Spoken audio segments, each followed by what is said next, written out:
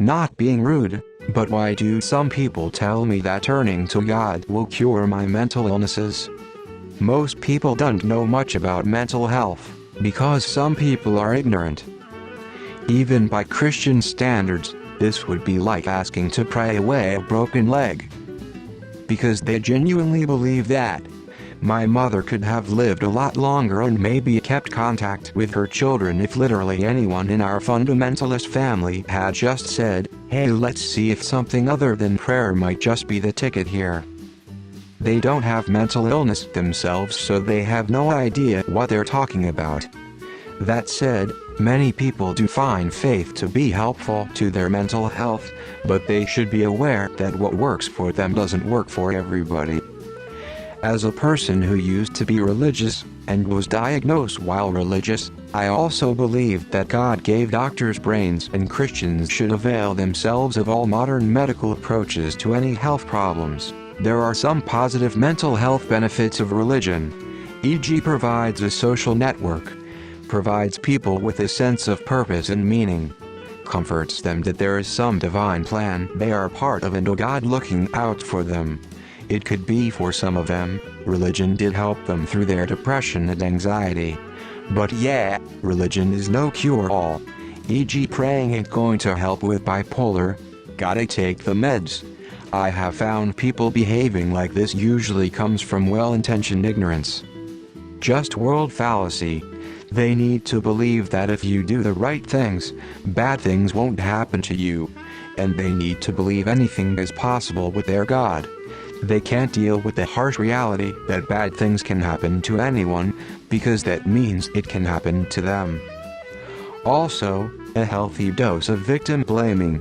It's your fault you're sick because you're not holy enough.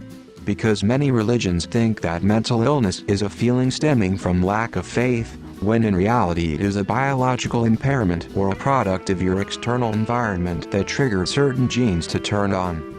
Because they believe that it's true. Of course, it ain't necessarily so. It's called the blind leading the blind.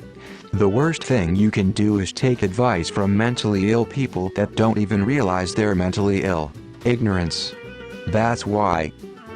Because they're idiots. Well, Rich, that's because some people are stupid. They are ignorant because turning to God is the acceptable way to be mentally ill in this country. I said what I said. This is going to get lost in the comments. But people are just giving you advice that worked for them. I don't think they are being assholes or rude or evil. I really think they are just giving you advice out of love, and are explaining what worked for them.